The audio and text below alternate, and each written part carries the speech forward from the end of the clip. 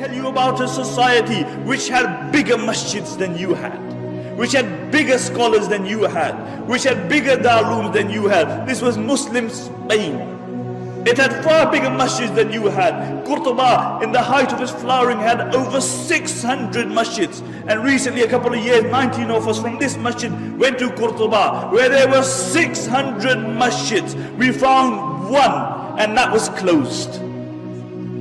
Why? What happened? Because these were people who forgot Allah, and Allah made them forget themselves. And you look at the scholars of Spain. Who were the scholars of Spain? There were the likes of Ibn Hazm, there were the likes of Imam Qurtubi, there were the likes of Ibn Abdul Barr, there were the thinkers like Ibn Sina, Ibn Rushd. These were people who were the backbone of Islamic learning.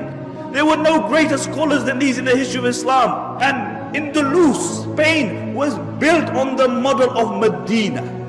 And as long as their focus remained on Medina, they flourished. But when their focus turned toward the dunya, then that same progressive society sank. Because the Muslims were not created for the dunya.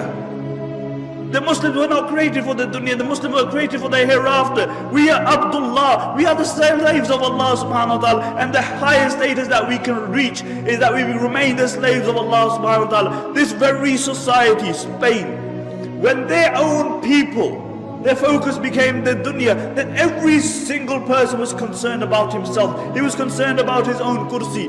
And the narrations mention that the rulers of Spain, what they would do, that the Muslims would actually make treaties with the Christians, and they would fight against their own Muslims. They would fight against their own Muslims. And really these were the Abu Righals of that time. And throughout history you will find Abu Righal. Do you know who Abu Righal was? Do you know who Abu Righal was? Abu Righal was a man who lived in Taif. And when Abra, the Yemeni Christian governor, came to destroy the Kaaba, Abu Righal told him, look, I'll show you where the Kaaba is as long as you give me a few pounds. So Abra agreed. When Abu Righal reached the outskirts of Makkah, he died. And what the Arabs would do, they would pelt his grave with stones, because he was a man who was ready to sell his religion and his people for $1 and a dime. And until today, the Arabs say, if they see a person of a deceptive nature, they say, oh, Abu Righal. He's Abu Righal. And these were the Abu Righals of that time. And one place after the other fell in Muslim Spain. One place after the other. Until there was only one place left, and that was Granada. And Granada fell 50 years after the rest of Spain. Until Abu Muhammad, he drew a treaty with the Christians on the condition that he would allow them to take over, on the condition that they would not persecute the Muslims, that they would not forcefully convert the Muslims, that they would not remove the Muslims from their post. And when the Christians came in, the first thing they did, they reneged on their promise. And when they entered the Alhambra Palace, have you seen the Alhambra Palace? Wallahi, when you look at the Alhambra Palace, the eyes marvel at the architecture and artistry. It is an amazing palace, and throughout the palace you will see one word, La Ghaliba illallah. That dominance is only for the sake of Allah. Dominance is only for the sake of Allah. Where are those people who wrote La Ghaliba illallah? Where are those people? See, La Ghaliba, the engraving remained on the walls, but the reality of it was removed from their hearts. And the reality is that the Alhambra Palace, to a great degree, encompasses the decline of the Muslim Ummah, whilst the mud hut in which Umar ibn Khattab radiallahu anh lived embodies the spirit of Islam.